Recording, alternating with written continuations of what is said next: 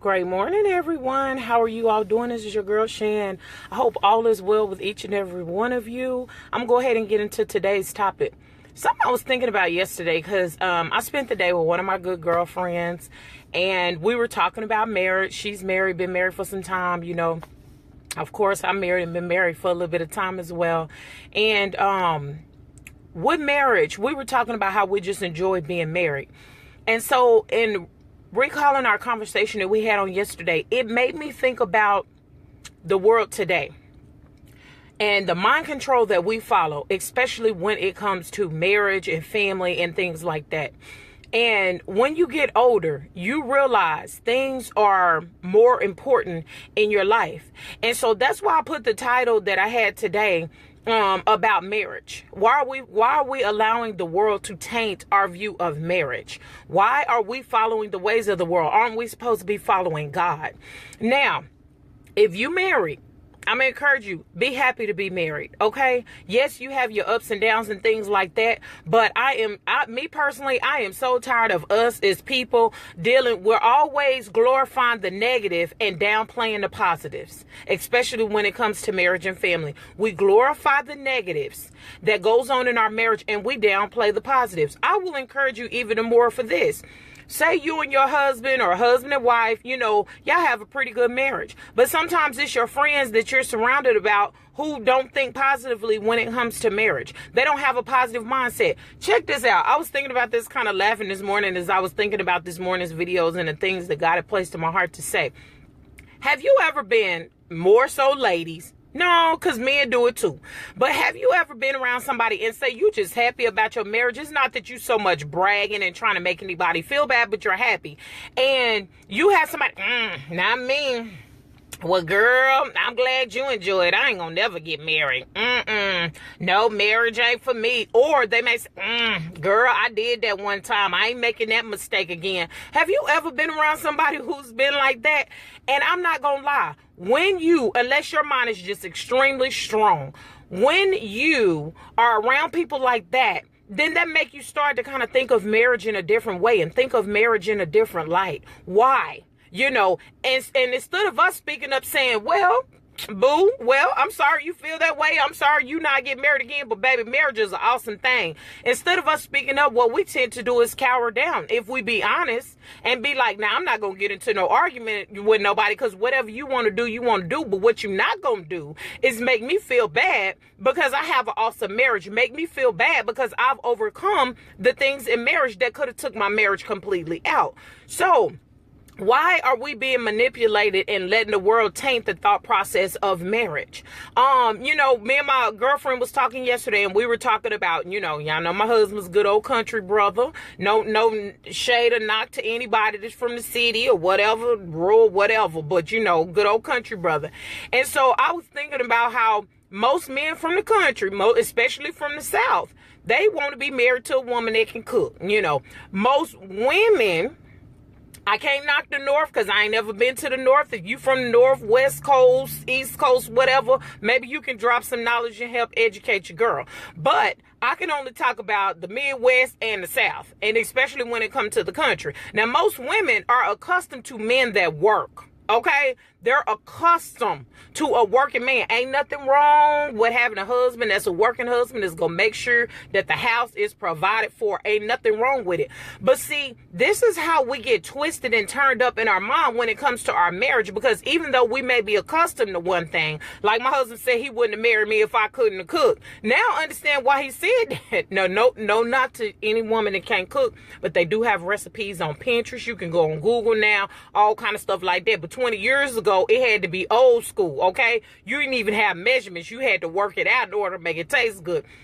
But getting back to what I'm saying is that we grew up with what it is that we are accustomed to and what it may be that we want. But because we allow the world to manipulate and taint our mind, and somebody may say, well, I don't allow the world to taint my mind. Think about the shows that you watch on TV.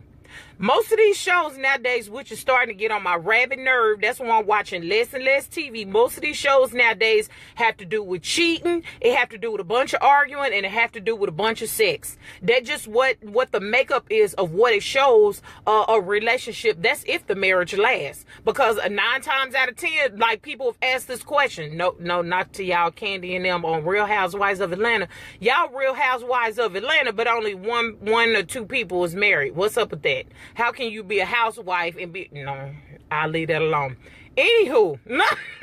But anywho, we allowed the world to taint us. I was thinking about this morning.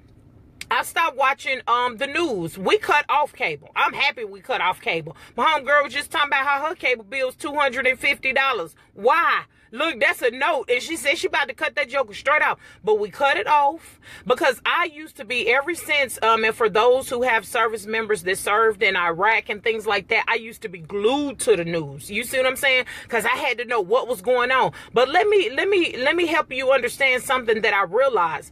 That's draining. Taking in all that negativity is draining, and it does have an adverse effect in a negative way on your marriage and on your family. And it does kind of taint your views of how you think about things. You know, those who kind of stay separated from that, you have a clear mindset. Your conscience is better. Your health is better. You don't feel as drained and stressed and depressed, because if you look at the news, it's stressing and depressing. That's just what it is. So that's how I say that we allow the world to taint our view when it comes to marriage. What are we allowing in through our ears or through our eyes that's tainting our marriage in a negative way?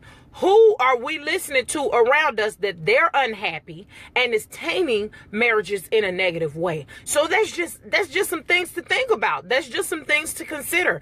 What is it that we like? If we like being married, then doggone it, it is no problem walking around saying, I like being married. You know, I'm not going to let you steal my joy, just like we shouldn't allow the devil to steal our joy. We know who we are as children of the Most High God. So why is it that we allow things to steal our joy? You see what I'm saying? So if that be the case, you love your marriage. Sometimes it's sad, but it's realistic. But sometimes you have to separate yourself from negative people, because it is draining when you have somebody who's constantly sucking the life out of you. Now, some of y'all may say, well, the person that I'm married to is who's sucking the life out of me or whatever. I'm just going to encourage you to pray.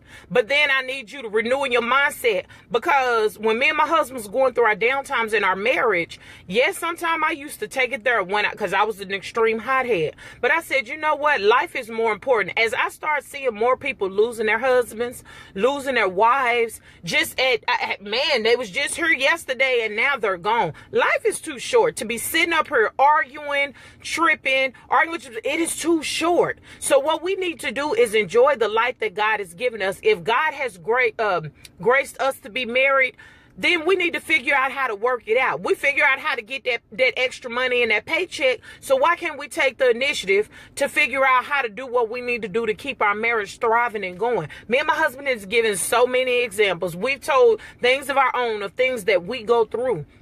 But what can you do to add more excitement to your marriage? What can you do? And maybe you may feel, I'm always doing something. I'm always coming up with something. I'm tired of it. Why it's always me that's got to plan the date nights. It's always, okay, well, have you said it to your spouse in a loving way? Or have you made a game of it and said, baby, okay, so we're going to create dates that are less expensive and that are exciting. It may be walking. Like we said, you don't have to spend a lot of money. It may be walking in the park.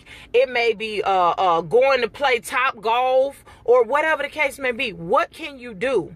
But what we shouldn't do is allow the world to taint the view of the way that we think about marriages. Because when they say that marriages is not in, guess who start having a whole bunch of trouble with their marriage. But if you are strong enough to where you can, I used to say cut sling low, but where you can just cut off the negatives and say, you know what, I appreciate you, but right now I can't do this. My marriage is more important. My family is more important. Another thing that they always show on TV is a lot of infidelity. They make it appealing and intriguing. Like, oh, well, it kind of like, well, if your spouse is tripping, this is something you may want to consider.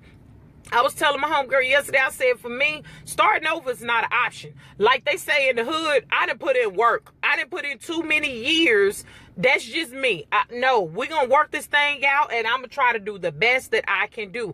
But that's no knock or shame to anybody who has experienced a divorce. Just know going forward that you can't go in your past, because that's something that I see people do as well. You say it's it. You say it's over. You talking to everybody. Oh, I hate him. I can't stand her. She get on my nerve.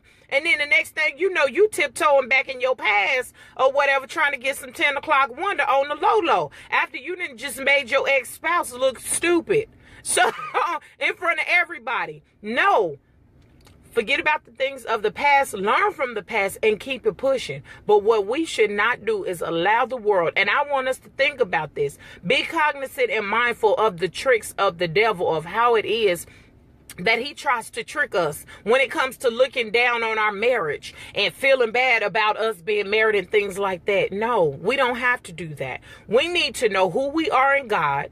We done made it through different things in our marriage. Then guess what? We're going to keep on pushing. That's what we need to do. Don't feel bad. Do not feel bad. Don't feel bad if you got a divorce. Don't feel bad if you're not married yet. You know what I'm saying? We just got to trust in the timing of God. And one thing that I've learned, and I was telling my homegirl this yesterday, if I haven't learned anything else, is I'm not moving unless God say move. Man cannot tell me to do, because see, that's what people do when they unhappy. Girl, if I was you, I'd leave him, girl.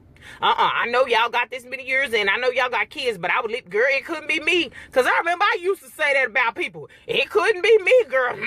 I had to learn how to watch my mouth, because just how we say that it couldn't be me, it could very well be us. Okay? So pray about the situation. Pray for the individuals, and you keep it pushing in your own situation. Don't be overly invested, which is something that I used to do. Has lost a whole bunch of good friends, you know, not in a negative way, but they separated from us or whatever. Don't be overly invested. Pray for them, lift them up before God, and you keep it pushing in your own situation. If they need an ear to hear, then lend them an ear to hear. But if you lending them an ear to hear and they already got all the answers, then don't even waste your time trying to change their mind. Everybody got to go through what they have to go through. But what we shouldn't do is allow negative people in the world to taint our view and how we feel, or make us feel bad if you got a good marriage or whatever that you've been through or you're going through in life. Trust me, if it's not somebody, because I'm at the age right now, honey, and not just because I turned 40, but I'm at the age right now, I can't do negativity. I don't even bring it my way, because of the growth in which I've experienced in myself. And I encourage y'all to be the same way, because not that you will be mean to an individual, but you're teaching them. So just like they say something negative about your marriage and all this other stuff, well, baby, I'm so glad. I mean, I'm so sad that you've experienced that, but you're not going to make me feel bad about mine. No, baby. So I'll pray for you, but I'm going to go in there and keep it pushing, okay? Just keep it real with them in a calm voice. You ain't even got to go off, okay? So y'all have a blessed day. Just a little something that was on my heart today pertaining to marriage. Share this because it's free if you haven't already, to be a blessing to somebody else. Be a blessing today, not a curse. And don't let anybody steal your joy. Please keep keeping that in your mind. When somebody trying to push your buttons, I ain't going to let nobody steal my joy, because I already know that I'm an overcomer, okay? Know who you are, and people cannot take your power in a negative way. All right, y'all have a blessed day. Your girl Shannon be back with y'all tomorrow, and y'all be a blessing to somebody, okay? Not a curse. Blessings to you.